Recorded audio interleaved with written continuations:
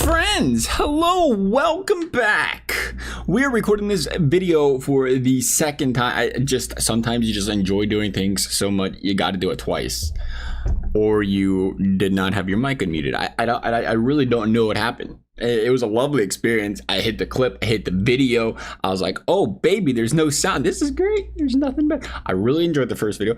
Thought it was grade A, high quality. This one, I don't know what it is. Something about repeating things. I feel like it's repetitive in my head. I'm like, did I say this already? Did I not say this already? I don't even remember how the intro went last time, but I thought it was killer.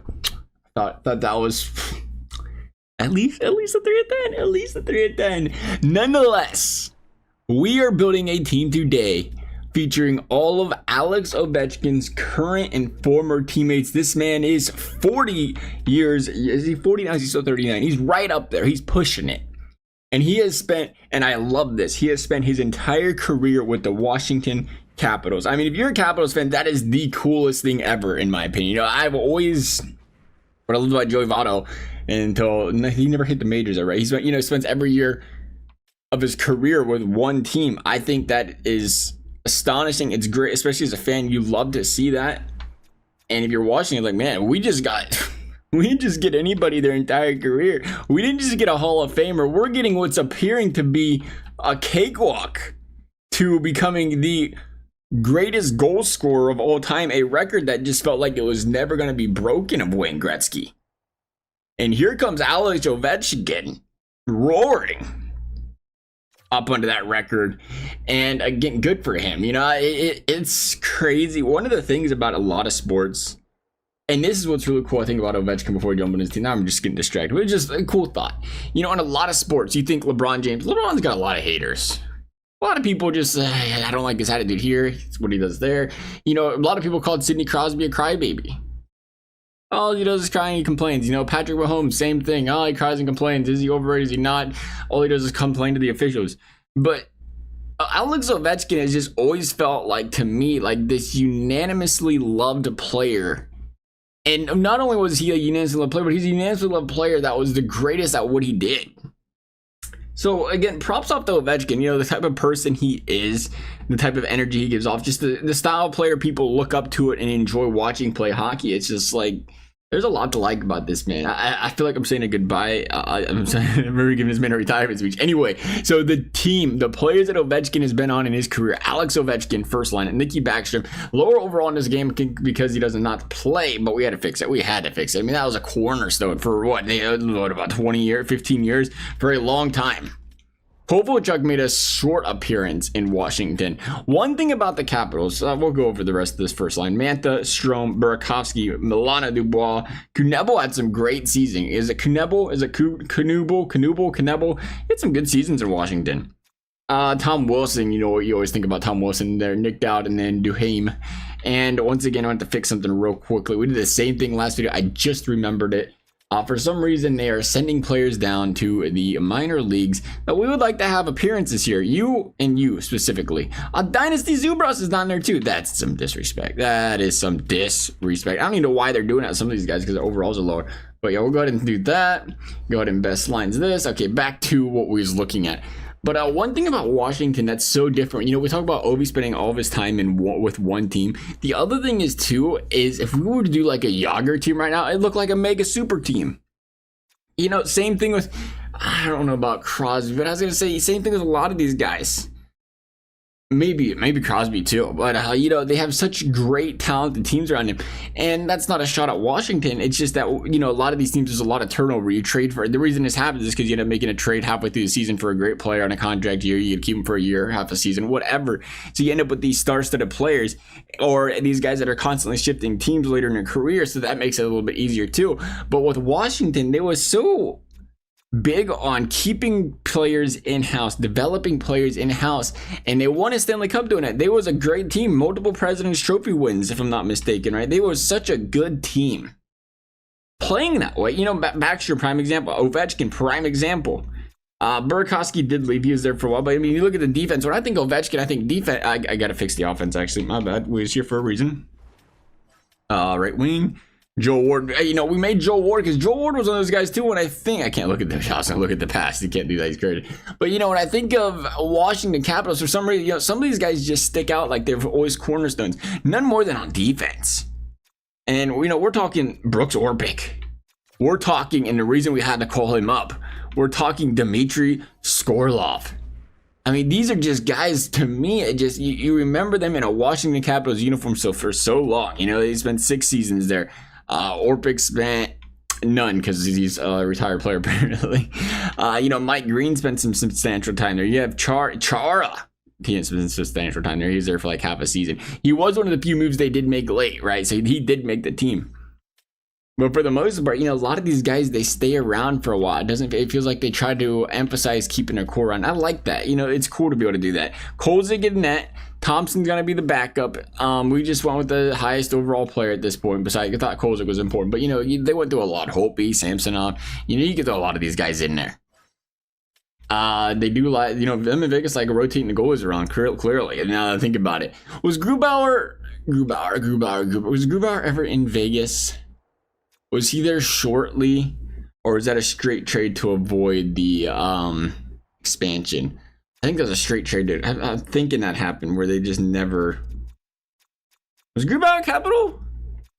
Am I crazy? Hang on a second. I'm sorry. This is gonna bother me. Am I thinking Grubauer? Am I thinking of the right person, or am I just completely out of line here? Because Samsonov was there. Clearly, yeah, here's the trade players button. This is definitely part of the video. I apologize. Why did we start? Oh, the Ducks. I'm gonna be honest. I seen Penguins in that logo. Completely out of it right now. Told you that earlier video was probably a banger. This one, you know, we might be lost. No, that's all right. We'll do our best. Samsonov, Grubauer is not. Now we interrupt this video. Why Colgate? Not really, but who's Grubauer play for? Why did I think he was on Colorado? I was thinking Georgia. He did play for Colorado.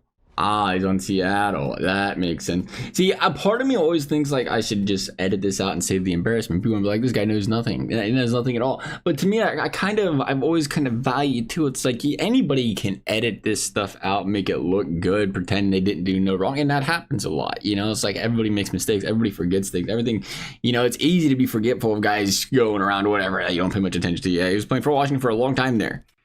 But he did not play for the Vegas Golden Knights. But anyway, yeah, I kind of don't mind the, hey, I messed this up just because, you know, I feel like it's more real to you guys that, hey, we don't always say the right thing. We don't always remember everything properly. You know, great memory, actually. I'm pretty proud of the memory. So that was just embarrassing. That might have just been embarrassing. But, you know, it's okay to not, you know, be on top of everything. And I always think that's important. And, you know, now we're going on a random speed, but I always think that's important, especially in the world of making videos and stuff where it's like, hey, it's so focused on, you know, everything being perfect. Everybody's got this perfect lifestyle. Everybody's living a dream. Nobody posts about, oh, I failed this today, which is great. You know, I like that people post positivity, but, you know, it's easy to compare yourself to be like, wow, these people never do anything wrong. They never make a mistake. And then, you know, you kind of take that into the real world, especially socializing. You know, that's why, you know, it can make social anxiety, whatever, a lot more difficult because you're kind of focused on the little things where you mess up and you think people notice that. And it's like, oh, everybody notices a little mistake you make. And it's like, sometimes we have to embrace it and be okay with it. And in the long run, we just don't stress about that stuff as much because we're not really, you know, completely in this mindset of, oh, we have to be perfect. Everything's perfect. We're going to do everything right. You know, it's just like, oh, we're okay. We're looser because we're okay making mistakes. And Washington right now, by the way, they're very loose.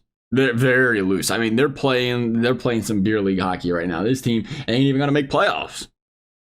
They're thinking about what a casino they're going to hit up later. I don't know what they're doing. 21-21, starting to turn things around. I thought they had a solid hockey club here. We had Big Z.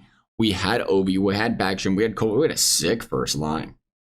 This team, though, could be doing better. And I forgot to turn the trade off. I thought for sure we'd get to this point in the season they'd quit sending them. They didn't, and we're just going to keep getting it. What do they even want? They want random nonsense. I don't even know how to say the dude's name. Oh, we're gonna send it one more time. Same exact trade.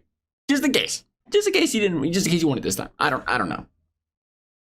They really want those guys. So we're gonna get past the deadline now. It's time to start winning some hockey games. Washington. We could have been buyers at the deadline. We could have been trying to buy some old OB veterans that might only be like an 81 overall in this game.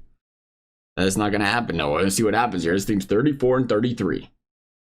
Trying to make a playoff push. They're going to win a lot of games in the month of April, and that does not appear to be happening. Washington, with a team of Alex Ovechkin, current and alumni teammates, apparently cannot make the playoffs. Sometimes the sims just don't sim very nicely. That could have been the way it happened today, because this team was nice. This team would have won a Presidents at one point in time under the regime, under the coaching staffs that they have had. But we'll get 47 points or 47 goals out of Ovechkin, 29 out of Kovalchuk. Very Backstrom-like here, 20 by 62 there. As far as the guys in net are concerned, we'll take a quick gander at this one. 26 and 16. Why was Kolzig? Kolzig was not the man you wanted on the ice. They split time because they were both 84s. I was about to question, but that was why. They're similar roles. Thompson was nice. Kolzig was just playing like he was 59 years old or something. And, he might be. But that's unfortunate. They're going to miss the playoffs. They're going to barely be 500. They're going to finish dead last on Obi's farewell tour. Not the greatest of looks. Nonetheless, that is going to wrap things up for this video. As always, if y'all enjoyed it, I appreciate you liking, subscribing. You never have to. Thank you for watching. We'll see you next time.